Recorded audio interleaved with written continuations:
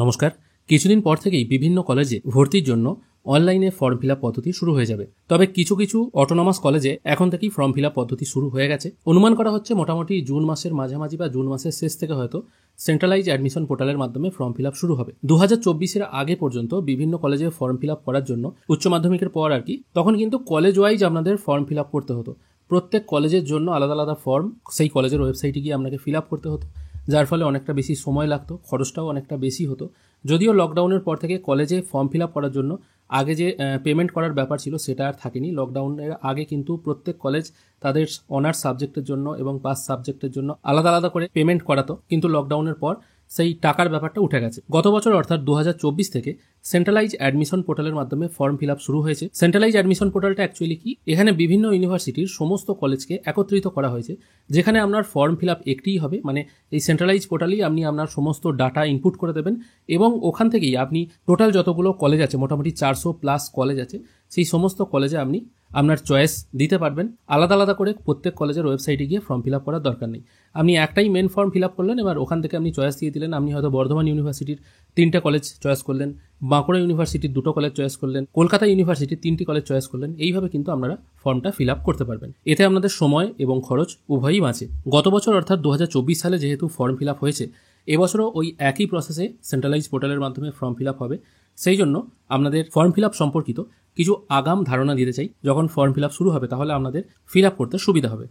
এটাই হলো সেই সেন্ট্রালাইজ অ্যাডমিশন পোর্টাল। এখানে প্রথমে আপনাকে রেজিস্ট্রেশন করতে হবে। সেই জন্য রেজিস্টার নাও অপশানে ক্লিক করবেন। তারপর এখানে আপনার ফোন নাম্বার আর ইমেল আইডিটি পুট করে কন্টিনিউ টু নেক্সট পেজ এই অপশানে ক্লিক করবেন। এরপর আপনাকে কিছু এখানে বেসিক ডিটেল দিতে হবে, নাম, gender, date of birth, Aadhaar number ইত্যাদি। এবং তার সঙ্গে অবশ্যই আপনি উচ্চ মাধ্যমিক কত সালে পাস করেছেন সেটাও ফিল করতে হবে। এবং তার সঙ্গে উচ্চ মাধ্যমিকের রেজিস্ট্রেশন নাম্বার, রোল নাম্বার এবং রেজিস্ট্রেশন সার্টিফিকেটটা আপলোড করতে হবে। আগে অবশ্য এই রেজিস্ট্রেশন পেজে কিছু ভুল হয়ে গেলে এটাকে ডিলিট করা যাচ্ছিল না, কিন্তু কিছুদিন পর মানে এই ওয়েবসাইট চালু হওয়ার কিছুদিন পর অপশন দিয়ে দিয়েছিল, তখন কিন্তু আপনারা রেজিস্ট্রেশন পেজও ডিলিট করতে পারতেন। একবার রেজিস্ট্রেশন হয়ে গেলে আপনারা আপনাদের ইউজার আইডি আর পাসওয়ার্ড পুট করে লগ ইন করে নিতে পারবেন মেন ফর্মটা ফিল আপ করার জন্য। মেন ফর্মে চলে এলে এখানে আপনারা প্রোফাইল আপডেট করতে হবে, সেই জন্য আপডেট প্রোফাইল এই অপশনটায় ক্লিক করবেন। এটা যেহেতু গত বছরের ফর্ম ফিল আপ, সেই জন্য এটা 24-25 দেখাচ্ছে। এটা নতুন ফর্ম ফিল আপ হলে 25-26 দেখাবে। এখানে মোটামুটি আমাদের নিজেদের কিছু ডিটেল, ফটো, সিগনেচার, আপনাদের কি কাস্ট আছে, আধার নাম্বার, এই ডিটেলগুলো আপনাকে ফিল করতে হবে, যেটা বেসিক ডিটেল বলা হয়। আর হ্যাঁ, ফর্ম ফিল আপ করার সময় এখানে ব্যাঙ্ক অ্যাকাউন্ট দেওয়ার একটা অপশন আছে। এটা অবশ্যই সঠিকভাবে দেবেন, কারণ এই ব্যাঙ্ক অ্যাকাউন্টেই কিন্তু আপনার টাকা রিফান্ড আসবে। কোন ক্ষেত্রে রিফান্ড আসবে? ধরা যাক আপনি অ্যাডমিশন ক্যান্সেল করালেন, সেক্ষেত্রে টাকা রিফান্ড আসবে। বা অ্যাডমিশন হয়তো চেঞ্জ করালেন অন্য কোনো কলেজে, তার অ্যাডমিশন ফি হয়তো কম, প্রথমে হয়তো বেশি টাকা দিয়ে অ্যাডমিশন নিয়েছিলেন, সেক্ষেত্রে যে বেশি টাকাটা হবে সেটাও কিন্তু রিফান্ড চলে আসবে। নেক্সট স্টেজে আপনাকে দিতে হবে আপনার সমস্ত অ্যাড্রেস ডিটেল। এটাও একদম খুবই ইজি ব্যাপার। পরবর্তী অংশে আপনাকে ফিল করে দিতে হবে আপনার বাবা এবং মা এবং গার্জেনের সমস্ত ডিটেল, মানে তাদের নাম কি, তারা কি করেন, তাদের ফোন নাম্বার ইত্যাদিতে।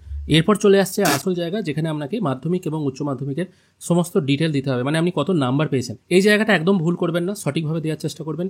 এই জায়গায় যদি ভুল হয়ে যায় তাহলে কিন্তু আপনার সেই বছরের মতো অ্যাডমিশন নেওয়াও হয়তো না হতে পারে। তাই প্রথম দিকে যদি কিছু ছোটোখাটো মিস্টেক হয়েও যায়, হয়তো ওগুলো অতটা গুরুত্ব নাও দেওয়া হতে পারে, কিন্তু মার্কসে যদি কোনো মিস্টেক হয়ে যায় সেক্ষেত্রে কিন্তু কোনো রকম ক্ষমা নেই। গত বছর মার্কস কি করে আপনারা পুট করবেন সেই সম্পর্কে একটা সমস্যা তৈরি হয়েছিল, কিন্তু শেষ পর্যন্ত দেখা গেছে মার্কশিটে যেভাবে মার্কস বিভাজন করা আছে আর কি, কতই পরীক্ষা কতই পাস এবং আপনি কত পেয়েছেন, এখানেও ওই একইভাবে আপনাকে পুট করতে হবে।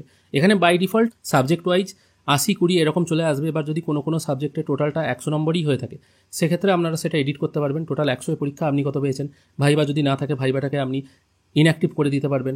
অথবা কোনো সাবজেক্ট যদি 70-30 হয়ে থাকে, মানে 70 লিখিত 30 হয়তো প্র্যাকটিক্যাল, সেক্ষেত্রেও তাদের পাস মার্ক কত আছে সেগুলোও আপনারা মার্কশিট থেকে কিন্তু চেঞ্জ করতে পারবেন। অবশ্য মনে রাখবেন টোটাল যে মার্কসটা হচ্ছে সেই মার্কসটা যেন কোনোভাবেই এদিক ওদিক না হয়। এরপর আপনাকে আপলোড করতে হবে আপনার মাধ্যমিকের অ্যাডমিট, উচ্চ মাধ্যমিকের মার্কশিট, মাধ্যমিকের মার্কশিট এবং আইডি প্রুফ হিসাবে আধার কার্ড আপলোড করে দিতে পারেন। আর যখন প্রথম দিকে ফর্ম ফিল আপ করবেন তখন ব্যাংকের বই ওখানে আপলোড করতে হবে এবং উচ্চ মাধ্যমিকের রেজিস্ট্রেশন কিন্তু প্রথম দিকে আপলোড করতে হবে। সবকিছু আপলোড হয়ে গেলে ফর্মটা একবার ভালো করে মিলিয়ে নেবেন। এখানে প্রিভিউ সেকশন চলে আসবে। যদি মনে হয় আপনার সবকিছু ঠিকঠাক আছে, তাহলে প্রত্যেক অপশনের নিচে, মানে অ্যাড্রেস ডিটেল, মার্কস ডিটেল, ওর নিচে দেখবেন একটা চেকড বা ভেরিফাই বলে অপশন আছে, ওগুলোতে টিকমার্ক দিয়ে আই অ্যাকনোলেজমেন্ট এই অপশনটায় টিকমার্ক দিয়ে কন্টিনিউ করবেন।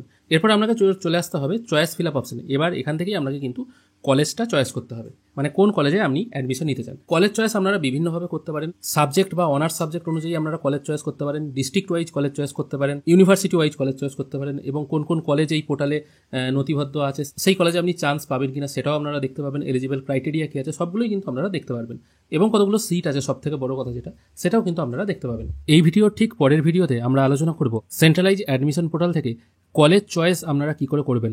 ভুল চয়েস দিয়ে দিলে কিন্তু আপনার সেই বছর ল্যাপসও হতে পারে। যদিও অনেকগুলো অপশন থাকে পরবর্তীকালে, কিন্তু প্রথম দিকেই সেই সুযোগটি আপনি কেন হারাবেন। পরের ভিডিওতে কলেজ চয়েস করার সঠিক নিয়মটা আলোচনা করব। আজকের ভিডিও এখানেই শেষ করছি। ধন্যবাদ।